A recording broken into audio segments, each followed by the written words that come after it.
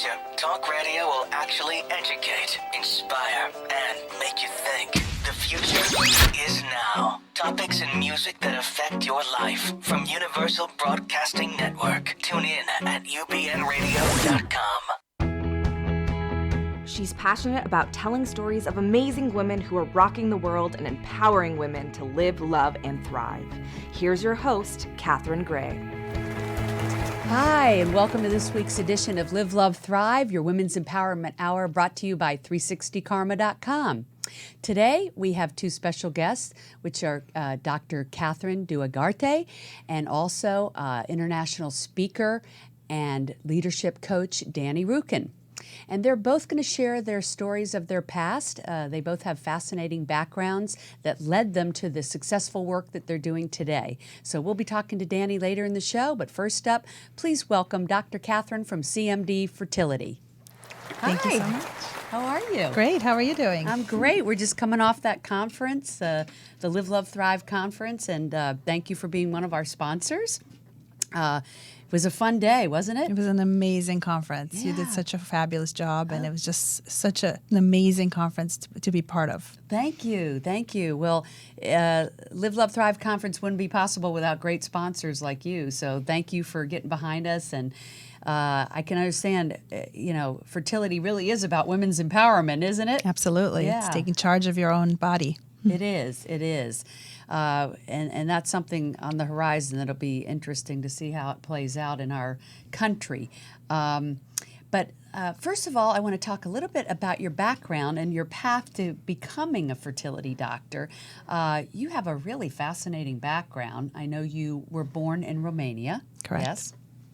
And your story of how you actually ended up in the U.S. is a very interesting one that you shared with me, and I'd love for you to share with our guests. You lived there till you were 13? Correct. Yeah. Yes, I was born in Bucharest, Romania, and I was very lucky to have a very loving family. I was raised by my parents and my grandparents. Nice. And I grew up in a generation of lots of doctors in the family.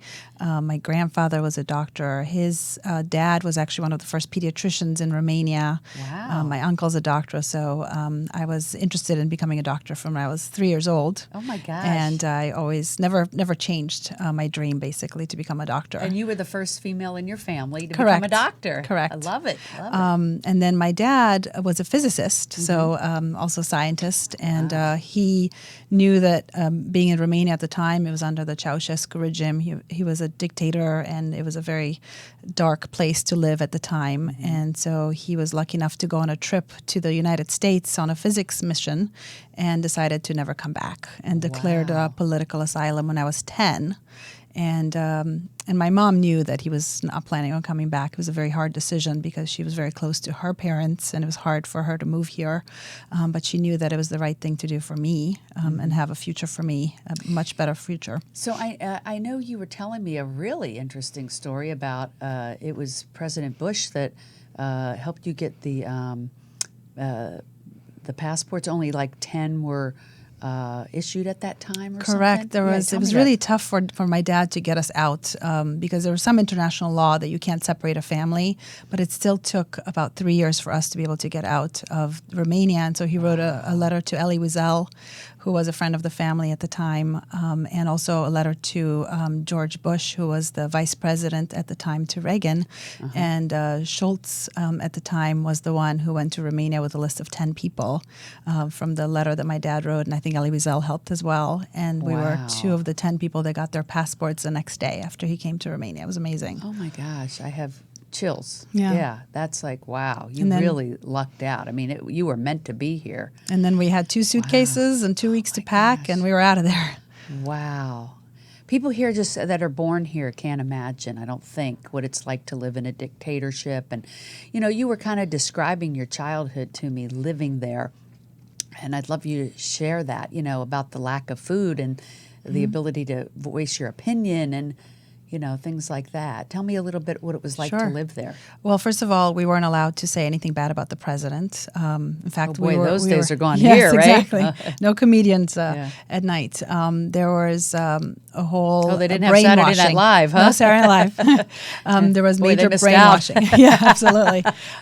We had to go and sing songs for the president and say we love him and write him love letters and that he's our dad and we weren't allowed to say anything bad because our parents would go to jail. Oh my In gosh. terms of food, there was a big issue with the food. He was trying to save money for Romania, so he wasn't handing out food. We had only about few cups of oil per month and few grams of sugar per person per month. We only had a certain amount of bread and milk per family, so there's a lot of black market trading going on with people staying in line for 2 days for gas and milk and other necessary things. I remember going to the grocery store and all they had was cans of Adidas, which was pork hooves.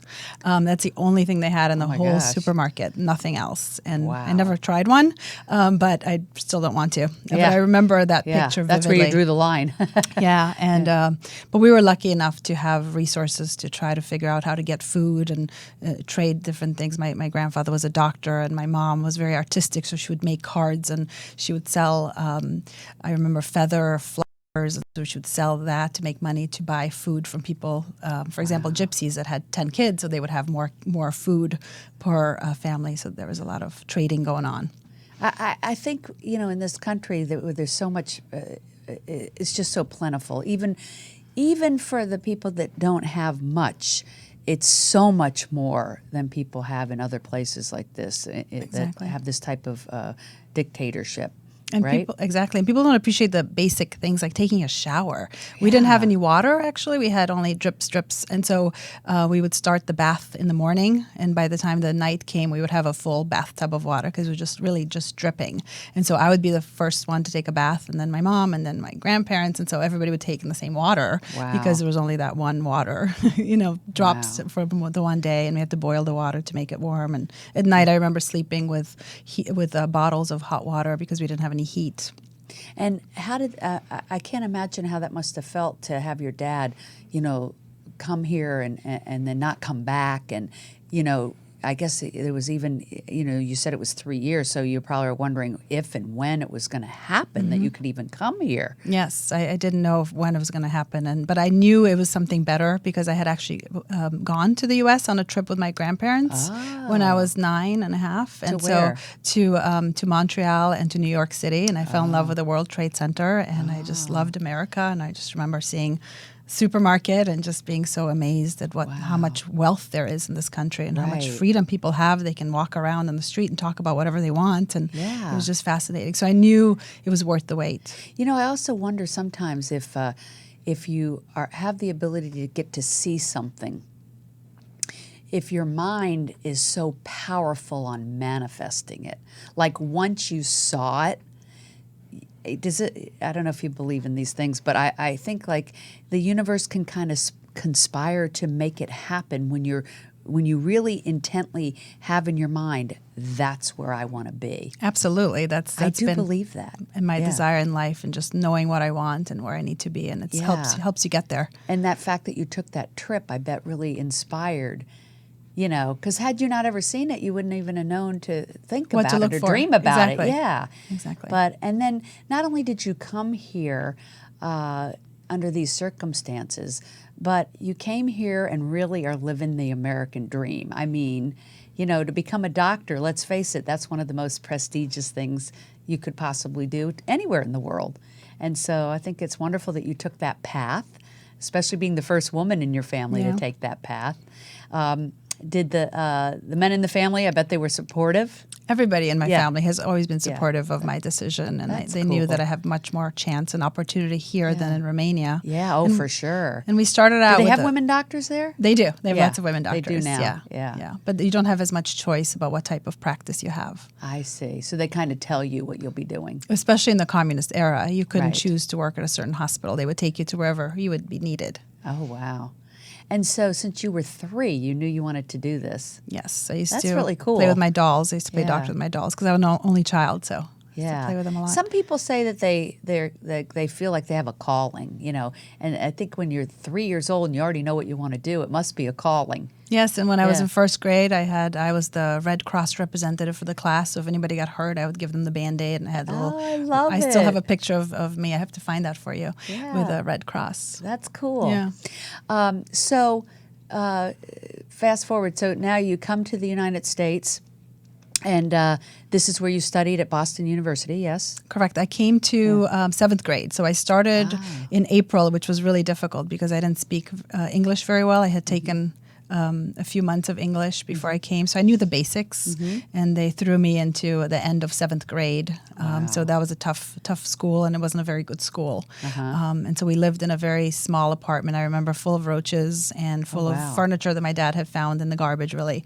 And my mom and I would be very excited when the people in our building would have parties because we would have all these cans of beer and sodas to return to the supermarket to make 5 cents a can. So we would actually have our daily trips to the supermarket to make some extra money because my dad was the only income at the time. Right. So you had tough beginnings. So we had a tough beginning. My mom got a job. I remember in a dry cleaning store, altering pants, and then her second job was selling dresses. And she has a PhD in art history, so she did what she could to she get sounds a job. like a really a woman with a lot of chutzpah. Yes, Yeah. yes, she was amazing. Yeah. And so then you decided to go to Boston University? So I went to Were Boston you all University. living in Boston at the time? We were living in Boston, and I went to high school there in Boston, and then I was lucky enough to get into the 7-year medical program at Boston University. And 7 years, wow. And so that was 7 years of directly to commitment. medical school. Yeah. You earned it. Yes, it was good, but I knew what I wanted to do, so for me it was a pretty easy So decision. you knew fertility from that first point? Not initially. Initially, Okay. I wanted to become a pediatrician. Because that's what my great-grandfather was, and I really loved kids. And then I realized that pediatricians, it's amazing, but I feel like it gets a little boring at times to just see all these ear infections, and kids aren't happy to see you. And I found fertility to be my calling. Yeah. Patients are a lot more happy to come to the doctor and it's have exciting. a baby. It's exciting what you're able to do. Yeah. Yeah. I love my job. I know that you were telling me that a lot of people don't. First of all, let's talk about the different ways people can have children in your fertility business. There's in vitro and there's surrogates, and let's talk about that. What are the options? So first of all, I always like to get a history on the couple, figure out if they have any medical histories, any issues for infertility. So we do a full workup. We check their blood tests. We do an ultrasound. We make sure they don't have any ovarian cysts. If they have a male partner, we check a semen analysis. We also check the uterus and the tubes to make sure that the tubes are open. And so once a full evaluation is done, then we discuss options. Sometimes it's just a timing issue. Sometimes it's obviously single women or same-sex women that need a sperm donor. So they need to find a sperm donor, which is easily available. And we do something called an insemination. Some people refer to it as a turkey baster method, although if you've ever used a turkey baster, you really can't do an insemination with a turkey baster because the amount is very small fallacy, and it'd be hard to do that. Yeah. So we do an insemination where we put the sperm directly into the uterus at the right time of the month. Or in some people who need more help, we do fertility medications. In conjunction with either insemination or in vitro fertilization, where we stimulate the ovaries with fertility medications for about 2 weeks. And then we take the eggs out by putting the woman under about a 15-minute procedure where she's asleep. We get the eggs out of the ovaries, get them together with the sperm in vitro in the dish, and they become embryos. And so those embryos can either be put into the woman either that month or the following month, or you can actually do genetic testing on the embryos to make sure they're normal before you put them in. So that way the woman's more reassured that less chance of a miscarriage or losing that pregnancy. And then you were telling me something really fascinating, that when people have different illnesses that they're afraid that they might pass on, that this is a really great route to go, is that you can actually determine which of the eggs would be likely to have that genetic disease and which wouldn't, so that you can select the eggs. Is that correct? Correct. So if people have I didn't genetic, know that. That's amazing. yeah. So if people have genetic disorders such as cystic fibrosis, where both partners are carriers, or in some diseases such as Huntington's disease, where one person carries this disease that has a 50% chance of their kids being affected, you can actually choose to test the embryos for those genetic diseases, assuming that these genetic diseases are able to be one gene and diagnosed genetically, and you can actually do a biopsy of the embryos, and so you know which ones are normal to transfer, so that they are assured that this disease progression stops there, so that our kids don't have it. So happy to get that information out there, because my guess is that a lot of people don't even know that. Correct. A lot of people I don't didn't know that. that they can Yeah. prevent disease from happening. And then I was asking you about success stories, and you were telling me also that a lot of times people have had miscarriages and think they can't have kids, and you're able to help sometimes with that situation. Correct. I just graduated one of my favorite patients recently who had multiple miscarriages, and she only had 2 embryos that were biopsied, and one was normal, and this was the one that made it. So and I just had one that just delivered. So she only had the one normal one, but we know that as long as you find that one normal one, they can actually have a baby. So if it's genetically related. Awesome. I mean, what you do is just, it must be so fulfilling. It's very up and down. Yeah. It's a roller coaster, because obviously Right. not everybody gets pregnant on the first Right. try. So Right. so I have my teary days. Let me Yeah. tell you, because I have a tough time Yeah. when patients that have tried so hard and finally get there, and Right. they're pregnant, and then they lose a baby. I love that you have your own practice.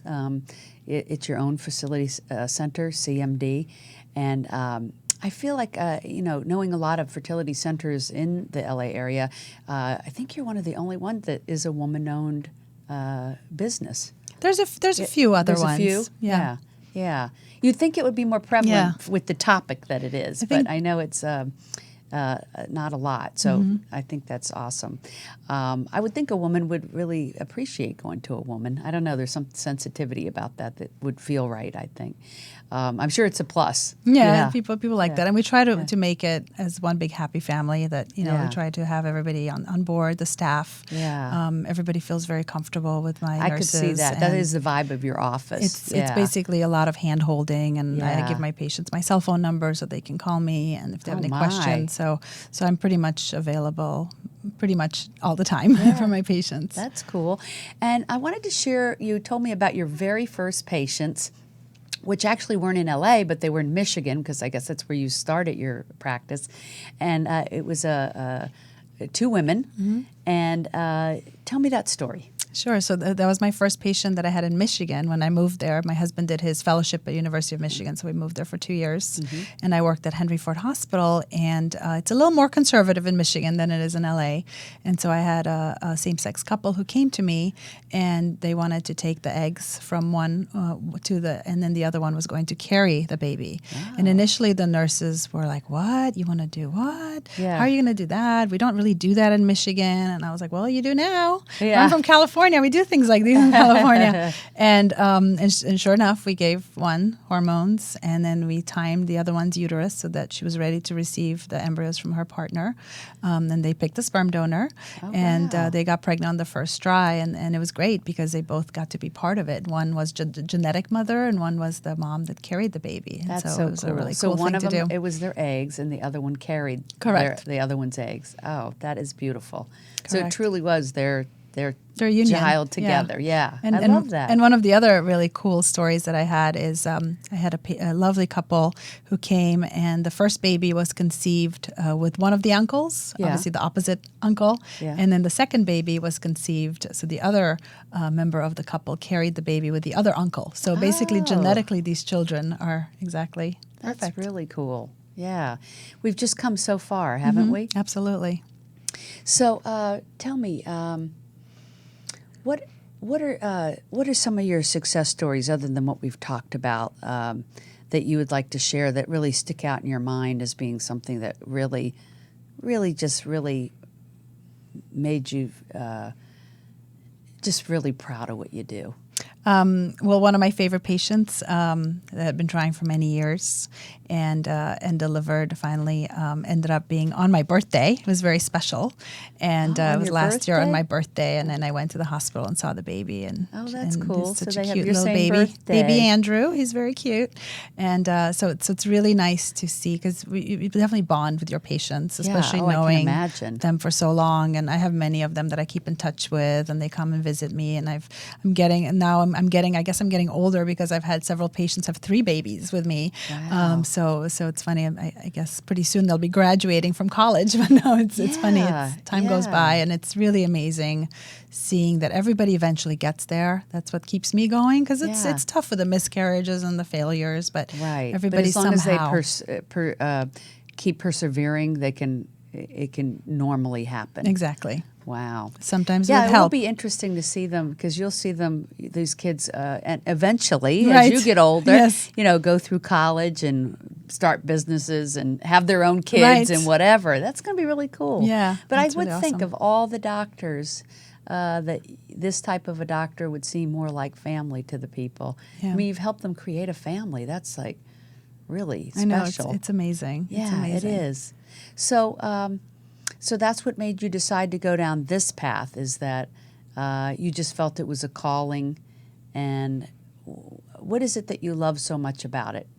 Well, I love the fact that when patients have these babies, after they've been trying for 5-6 years to get pregnant, they are so in love with their babies. And they're just so appreciative. Yeah. And I feel like they never are able to punish their kids because they've been through so much to get there. Another one of my favorite patients, whose name's Catherine, has a very cute baby who's actually, we're going to her birthday party soon. And she's you say just you're going amazing. to the birthday party. I bet not many doctors Yeah. of other professions are invited to these things. Yes. You must be invited to all that stuff. Unfortunately, I can't make it to all of them. Right, Like of sometimes- course, yeah. Yeah, it got so common at one point that I would take my daughter sometimes to the baby showers, Yeah. and she would go up to the pregnant woman and say, "Did my mommy make that for you?" Oh. And so just assumed. So it was funny. That's funny. Yeah. And I know your mom is here visiting, and Yes. she has since moved back to Romania. Correct. After living here like 20 years. And you were sharing with me that she does some amazing work with remembrance of the Holocaust. And why is that of particular interest to her?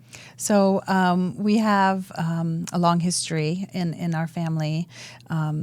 And my grandfather was a president of the Jewish community for a while.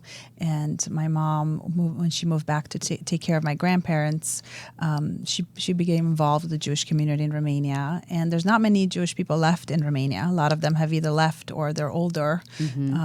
And unfortunately, there's not a lot of awareness. And so she does a lot of awareness for the Holocaust, a lot of museums. She does some special shows. She works for the Ministry of Culture. She's like the subsecretary of state there. So she works a lot with culturalization of Romania, and she takes care of the minorities there, and she's very involved, and she's an amazing person, and she travels a lot and represents Romania, and everybody loves her. Oh, yeah. I could see that. Yeah. She's a lovely woman, and obviously she turned out a lovely daughter. So, yeah, I can see where you get it from. Thank you. Well, that's great she's doing all that work. And she likes living back there now? She loves it, Yeah. and she gets to visit us sometimes, which is great. And it's a great different treat. there now than when you all were there years Yes, ago. Yeah, much different. So that's It's good. a whole new world. Yeah, which is a beautiful thing. Yeah. Yeah. And I don't know where things are going here in this country. Are you concerned about what's happening? I am concerned as a person who grew up in Romania, where Yes. abortion was illegal. And I had heard of stories of many people dying because of illegal abortion, and a lot of my mom's friends had illegal abortions, and some turned out okay, some didn't. So for me, the women's right is a very important topic for Right. me. Yes. And contraception. My mom actually was not allowed to buy contraception because in Romania, when Ceausescu was around, he wanted each family to have at least 4 children. And if you didn't have 4 children, you had to pay more taxes. Because that's why there were so many babies up for adoption at one point, because there were so many women who had unwanted children. And the government said, don't worry, just have the kid and we'll take care of it. Yeah.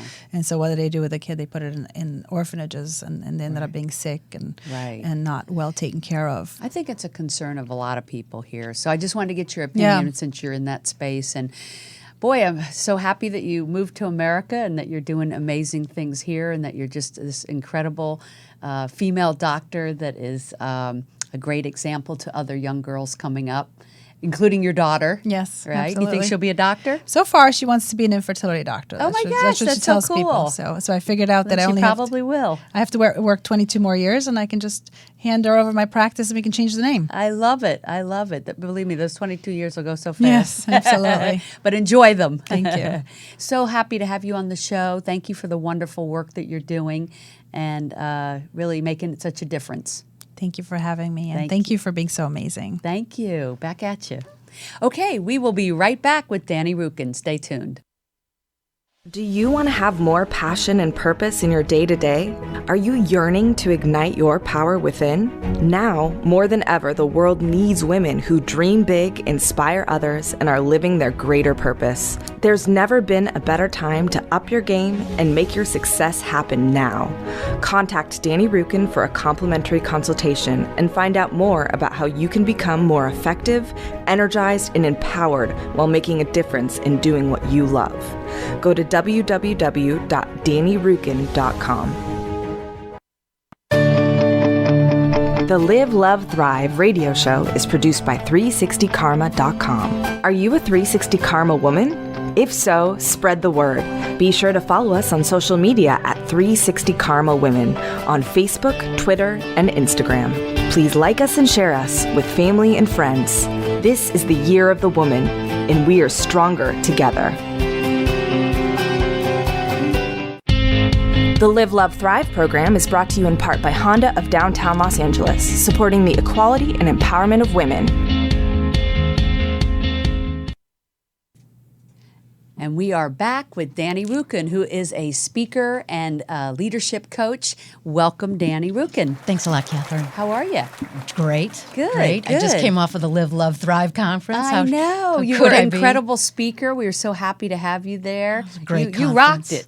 And we all rocked it. We it all really rocked was, it. It yeah. was fun. It was terrific. Fun. You know, Great it was job. exactly what we needed coming off the election. No matter how you feel about the election, Sure. let's say 50% of the people were kind of feeling down about it, and the event kind of, I think, lifted everybody up and said, hey, let's all work together, let's still all love each other, let's move on, It really let's did. put it in a positive direction. Really did. We still have work to do. We really do. Yeah. And it threw me for a loop because my talk was on the magic of living your life's purpose. So I was all ready to just talk about. And it's never too late for yeah, that. It's never Yeah. too late. It Right. isn't. Yeah, we'll talk about that.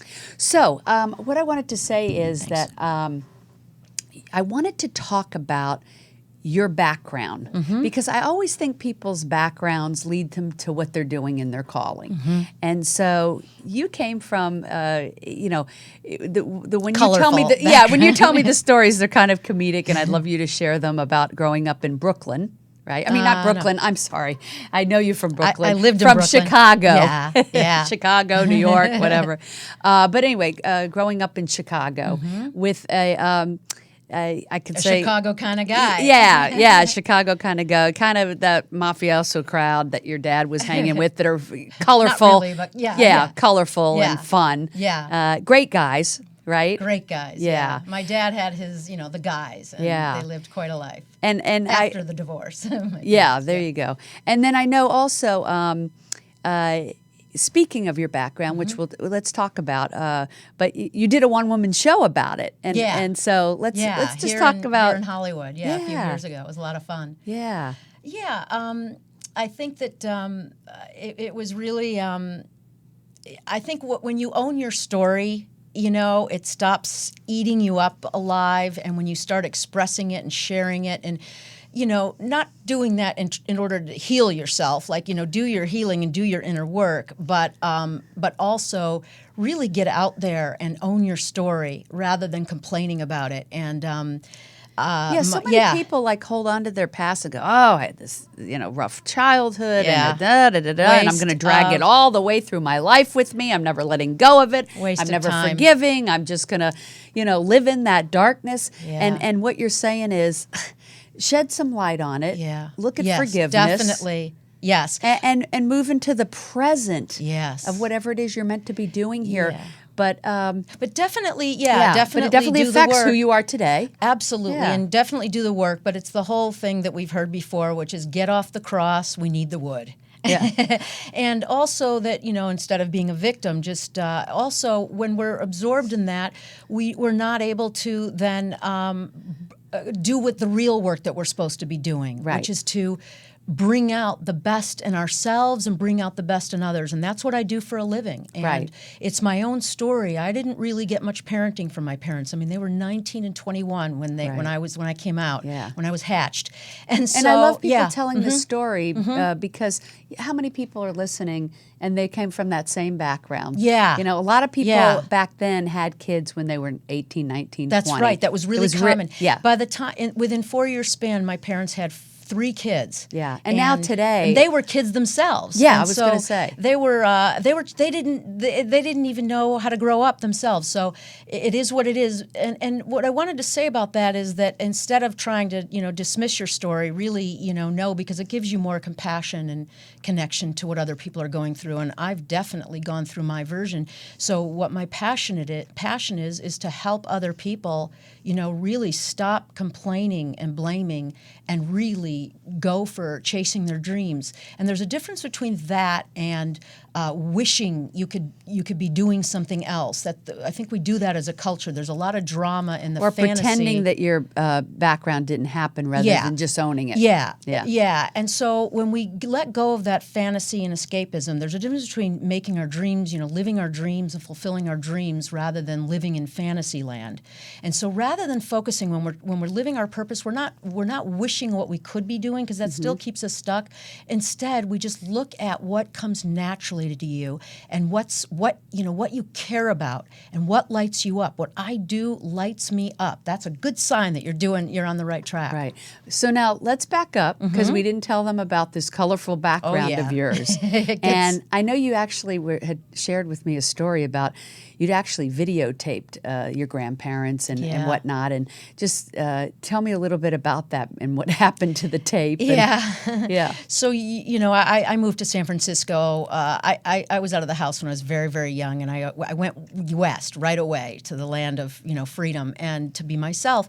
And so I'd go back to visit, and my dad he rented a video camera for me because I really wanted to record. This was way before StoryCorps. This is in the 70s, late 70s, and I really wanted to record some of the history of my family. My grandparents. My grandma was the matriarch, and they had such a rich history. They had started a business together, a family business in the 40s. So I got the recorder, and I just took all kinds of interesting stuff, including my grandma taking me down the hall. I had the video camera, and she took me to a beautiful, outdated skirt and old blouse and shoes and pantyhose outfit.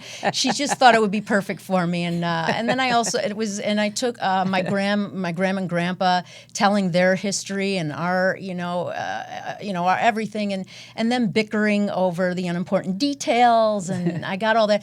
But what happened is that because my dad was my dad, and he wanted to, take control of it and make sure that the videotape, he wanted to do what he wanted to do. And I really wanted to be able to take it back with me to San Francisco and develop it. And what happened was he had videotaped a game. He was very into sports. He was a big gambler. So the whole thing. So anyways, he did tape over it. And so he erased it. He erased it. Oh yeah. My. At the time, which is I was not young. funny, but it is now maybe. Yeah. At the time, it was really painful for me. Yeah. But because you knew they were about to pass away. Yeah. It's funny that you bring this little story up, because I always tell people get your grandparents and get your parents on video. Yes, Sit them down do and that. interview them. Yes. You know, I did it with my dad. I wish I'd done it with my mom. I Yeah. always tell people that are fortunate enough to still have their parents to do this. And the funny thing is, when you sit down and interview them, you usually find out things that you didn't know about That's them. true. And I remember telling my dad, "You never told me this story." He says, "You never asked." Yeah, and So yeah. maybe we don't ask. And Yes. so anyway, it's great to get them on video. And It's really I think true. you know, if my house were going to burn down, the most valuable thing to me would be to grab those Grab it. videos I have of them. Like everything else And is if not, replaceable. we hold Everything it else inside. is replaceable. Yeah. And if not, we hold it inside, and then we bring that, you know, we bring that which we come from and out into the world and express it fully. Now, your dad, okay, so let's talk about Yeah, Dad, because he yeah. was quite a colorful character. Yes, big influence. Tell me about your dad. And my mom. Both of them were in their own way. You know, they were very young. My mom wanted to be a singer, a model, and actress. So as a family, we all were in theater together. We'd all do shows together. In fact, Oh, how I'm fun. I'm just remembering we did a lot of Rodgers and Hammerstein. We were all in The King and I, and my mom and dad played the lovers, you know, the illicit lovers. And me, my brother, and my sister were one of the kids. And right before we went on at the Chicago Theater Company, I think it was, right before we went on, I had my costume, but they couldn't find my upper. And I was about 11, and I was very boyish then and still like was a tomboy. So when they couldn't find the upper, I had to go out without it, and I loved it. I remember I loved it. And it was a great memory. Forget So we the did- dress and the pantyhose that your grandmother was keeping Yes, for you. and just wear the lower sarong. Yeah, Yeah, it was a lot of that's fun. funny. So tell me about Dad. So I think so And they his really cast of characters. Yeah, so my parents divorced. You know, they weren't meant to last, and they divorced when I was about 12. So my dad went on to, you know, kind of be a big shot in Chicago, and big heart, was very, very well loved, and he had his big bromance with about 10, 15 other guys, and they were rock solid. I know my dad recently died about a year and some change. Sorry. And thanks. And one of his best friends said that he said, you know, in the 46 years that I knew your dad, and he said, and we were together a lot, he said, we never had a crossword between us. Wow. And that's the kind of guy my dad was. He really, they lived large. They were very, they partied a lot. And it was like kind of cliche 70s Jewish guys with the hairy chests and the open collar and the highs and just having a good time. Yeah. And I got a lot of that from my dad. Like I got a lot of that, and I also then developed the qualities in myself that were also about who I am, my own person. But so he was very, very well loved and well known. And then there was a lot of gambling involved and a lot of trips to Vegas and several different wives that we would go out to Vegas and their weddings there. Yeah, and then he ended up moving there, right? Yeah, he lived in Vegas for years. And But a what few was your minutes from the Strip. childhood like growing up with him and his Gumbadis? It was very interesting. I was exposed to a lot, and I learned a lot. And let's just say that you know, I learned about loyalty and camaraderie, and also, you know, how guys like to play, and also their relationships with women. I got the inside scoop because I was a kid, but I got to see, you know, from behind. And my dad was always respectful, but you know, I saw how they lived. Yeah. So yeah. And so I know they were very tight. They were a big influence on you. And how was that growing up as a kid, being in that environment? Well, I think that I was. I also was kind of a juvenile delinquent. So the short version is I just pretty much got into a lot of stuff way early, and by the time I was 18, I felt like I'd been through everything. And little did I know, I had not even touched the surface. That's when we think we know it all. Yeah. I thought I'd been through everything, and I had been through a lot. Yeah. And I think, you know, in my years now, what I've really, really learned is that you know, when you look back, you know how to really embrace why things happen. And I really want to make it clear about, you know, living our purpose, that once you really do understand what your purpose is, there's a way of living for your compelling reason. There's no stopping you. There's really no stopping you. And that's what I'm in the business of doing. So let me ask you this. You did a one-woman show about your dad. I know you ended up sharing it with him before he passed, which was cool. Yeah, I did, in his hospice bed. Tell me a little bit about that show. Like, what's a little excerpt from it that you might want to share? Right. So they were just they were ladies' men. They just they would all, whenever I'd go back to Chicago, they would all hit on my girlfriend, friends, whoever they were at the time. They'd all think that they were, going to sort of somehow, get my girlfriends, and they never did. That's funny. So they were just, yeah. And I know sometimes you talk about how they talk with each other and stuff, and it was a bromance. They really, really, really, they'd fight to grab the check, and these checks, they'd smoke pot in the Ambassador East in the pump room. They'd smoke pot in restaurants. This is back in the 70s. Right. They'd do whatever they wanted, and the 80s, yeah. Right. And they really just did sometimes whatever they wanted. in your show you'd talk about how they talked and stuff. You give us a Oh, little yeah, sample. yeah. It's just like how you see on Saturday Night Live, Tree at Ease and, Tree at O's, the Bulls, the Bears. And, and the Cubs won this year, which I really don't care. But my dad used to take us to Wrigley Field, and he'd be very happy that the Cubs won. Yeah. Yeah. Well, it was a cute one-woman show, and I think you. a nice tribute to your childhood and your dad and stuff. And it was very funny, and I think Thank you. There is humor in all this, so you can kind of always look back at it and find the humor. Yeah. And I love that you always put your focus on all the good, how you got it from them, loyalty and things like that. Oh, absolutely. So what from that background brought you to what you do today to help people? And I know you help everyone from business owners to artists to CEOs of multi-million-dollar companies. Yep. And basically you help them to change their old mindset Yes. and shift it to a new progressive mindset. Yes. And what is it from your background that brought you to do this work and do it so well? I know it's a gift. Yeah. So, I think what happened for me is I did not get a lot of guidance because my dad was really doing his thing, a lot of gambling and a lot of, with the boys, with the guys. And my mom was doing her thing, following, theater and As things like that. as is with a lot of people's parents. Yeah, So yeah. They were very much involved in their own thing. So didn't have a lot of guidance like a lot of people, especially back then. So my life has been about a quest. And I think they were kind of like, you're so great, go out there and get them. And I was like, get who? With what? And I was in acting, to give you an example. I was in acting in high school.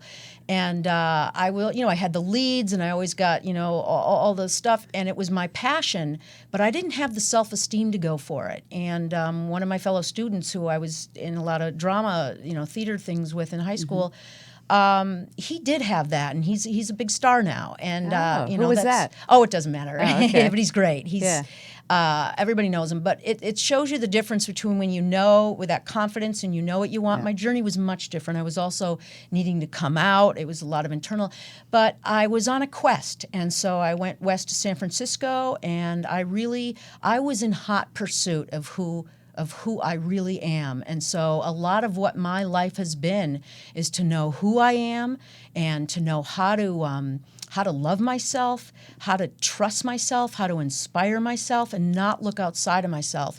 And it took many, many years. I mean, the reason I'm here is to wake people up, myself included, to who we really are, so that we can make the difference that we know deep inside we can make, so that we don't look back and wish and have regrets. And so what I do for a living, even though people come to me a lot for leadership development and maybe chasing certain dreams or feeling sick and tired of things not going the way they go, even though they may be very successful and accomplished, what they come to me, whether it's to lose the 20 pounds or to develop their workplace, and whatever they come to me for, we actually also do the deeper dive as we move them forward to really get to know the mindset set shift. I think the shift in perspective that we're here to live joyous lives no matter what. It's not necessarily about getting what we think we want. It's about choosing who we know ourselves to be, becoming that person, rather than there's the be, do, have model, rather than do so I can get what I want, and then I'll be the person, I know I can be. It's about really being who we are and have our actions be inspired actions based from that place. Like have it now on the journey, not at the destination. There's no there. And I think what I want to really get across in our time together is that, if everyone got up every day and made it their mission to bring out the best in others, everyone they encountered that day, just imagine what kind of world we would live in. And we can only be responsible for ourselves. So as Very long much. as we are doing that. And bring out the best in ourselves. That's what, my brand is. I'm the success catalyst. Up your game and bring out your best. And that means we're responsible for bringing out the best in ourselves, bringing out the best in others, like I know we do, and that's what we strive to do. And it's not about being perfect. We're going to get selfish, lazy, grumpy, whatever. But what I want to stress is, and I also want to challenge people to, for 21 days, just say, I'm gonna get up every day, and I'm going to everyone I encounter, I'm gonna do what I can to bring out the best in them, and then grab someone and say, hold me accountable for this for 21 days, and just see the difference that it makes. And they say if you do anything for 3 weeks, it becomes a habit. So is that why the 21 days? Because then you get so used to it, you see there's so much gratification and joy in that. Yes, because that you're going to be likely to continue. In our minds, right, if we just keep thinking, it's just like it's easier to act ourselves into right thinking than it is to think ourselves into right action. And if you think about it, it's just like 21 days, I don't even know if I can do that for a day. So don't overthink it, just do it. Do it, yes. Just do it. And I also want to say that, especially what's happening in the world right now, I think it's so important that it's up to us. It's really up to us to bring out the best in ourselves and the best in others. And when we do that, then we're more empowered to do what it is that we need to do. Right. I agree with that. That matters to us. Right. Now, I know you have certain passions. I thought we'd talk about that. I know yesterday you were on a show with Michelle. Lunch Break Live with Jane Velez Mitchell. Yes. Right. Yes. Jane Velez Mitchell. Yeah. She's a she's a popular journalist for many years here in Los Angeles. Celebrated New York Times bestseller. Yeah, she's wonderful. She's one of my mentors. I look up to her. Yeah. And you were on her show on the topic of being a vegan, yes? Yes. So she's a very outspoken, as I am now, vegan and animal rights activist, and she has a wonderful show. You should check it out, Lunch Break Live. And I was her guest. I think it was yesterday, and it was terrific. So you bring, I had a recipe, and we made I veganized mac and cheese, and without using any animal products, and it was a lot of fun. And she's actually invited me back, so I'll be back in Los Angeles in a couple of weeks. And she also has a new concept that she's rolling out called the Vegan View, and based on the concept, let's say loosely of the View, and it's the getting opinions about vegans and veganism. So we'll be discussing what I'm about. Is I do one of the many things I do in my activism, because I'm opinionated, I'm passionate, and I'm compassionate. And so it's only recently that I discovered how important it is that the plight of animals. And once you really know what's going on, I knew that what I know about me is I couldn't live with myself and continue to eat animals. And so I found what my purpose now. So that compassion that's inside of me, and I also have a passion for creatively getting the word out without judging people. And it doesn't mean you can't be outraged about things, but that's different than being judgmental. So what I want to say is she's going to be interviewing me and someone else about how we do our solo demonstrations out in public places from a performance artist perspective. So we're out there and really just awakening people to their own compassion. And some people don't even know the difference really between being a vegan and being a vegetarian. Do you want to just explain exactly what a vegan is? Yeah. So anybody out there who is a vegetarian, that's fantastic. And so the leap is only just a little bit. What a vegan is that to the best of our ability, we don't use or exploit animals in any way, for entertainment, for sports, for testing, for laboratory testing, for vivisection, dissection, for wearing or buying animal products, and also for not eating them in any way, shape, or form. And the difference is that vegans don't even eat dairy, and I've never felt happier. There's so much out there. There's so many alternatives you don't need to. And if you actually go to my Facebook page, I have so many recipes. I've never eaten better. I just really never have. And it's exciting. So we don't eat any animal products, because dairy is actually, if you're a feminist, the reproductive system, what we do, calves' milk is meant for the baby calf. So we forcefully impregnate the cows in order for her to give birth to the calf, and then we take the calf away in order for us, while she's lactating, to get the milk. And the real purpose we're the only species that drinks the milk of other species, and the real purpose of calves' milk is to get a 65-pound calf to be a 700-pound heifer in the shortest amount of time. And so it's really important, and she's enslaved, and of course they have to get rid of the male calves. They're useless, and then the females. If you're a feminist, it's really empowering for me to no longer be participating in that process that is so. It's so horrible to the reproductive system, and their dignity. Mm-hmm. As we wrap up here, and thank you for sharing that. As we wrap up, I just want to say that I know you always say people need to figure out what their passion and purpose is, and that I just want to leave them with a little tidbit of identifying that. Yes. And that is, you've given me a few pointers I'd like you to share. And it's what makes you happy.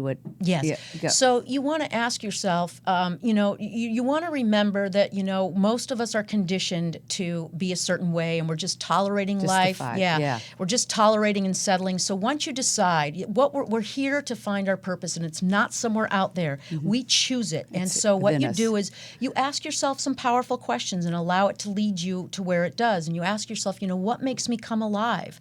Ask yourself, what do I care about? Ask yourself, it goes even deeper, what breaks my heart? For me, what breaks my heart is the animals, the violence against animals. And then what makes you angry? And actually, what pisses you off? And that will lead you to your values. And then the final question you want to ask, what do I have to give? What do I have to give? With service. Everything is in service of love. What we're here to do is to learn how to love. It's to grow in love and forgiveness and compassion. And when you're doing that, however that unfolds, you just let it unfold. And I love your 21-day recommendation. Yes. I think we should all jump on board that. I'll hold you accountable. That's what I do as a coach. I do that. Oh, yes, you do, actually. I'm all about that. Then I hold you accountable to find someone else and hold them accountable for 21 days. Okay, I'll do it. All right. Thank you so much for being here, Dani. Really appreciate it. And I know you're also featured in our DVD series, which is How to Find, Fund, Market, and Manifest Your Life's Purpose, which is at livelovethriveshop.com. So thank you for being a part of the conference. Thank you for being on the show today. And just thank you for being a friend. Thank you so much, Appreciate Catherine. all that you're doing to make a difference here on Earth. Thank you so much. You're the best. Thank you for all you do. Thank you. Okay, we will be back next week. Live, Love, Thrive here at noon on Wednesdays. Thank you so much, and make it a great day. Hugs and happiness. Do you want to have more passion and purpose in your day-to-day? Are you yearning to ignite your power within? Now, more than ever, the world needs women who dream big, inspire others, and are living their greater purpose. There's never been a better time to up your game and make your success happen now. Contact Dani Rukin for a complimentary consultation and find out more about how you can become more effective, energized, and empowered while making a difference in doing what you love. Go to www.danirukin.com. The Live, Love, Thrive program is brought to you in part by Honda of downtown Los Angeles, supporting the equality and empowerment of women. The Live, Love, Thrive radio show is produced by 360karma.com. Are you a 360 Karma woman? If so, spread the word. Be sure to follow us on social media at 360 Karma Women on Facebook, Twitter, and Instagram. Please like us and share us with family and friends. This is the year of the woman, and we are stronger together.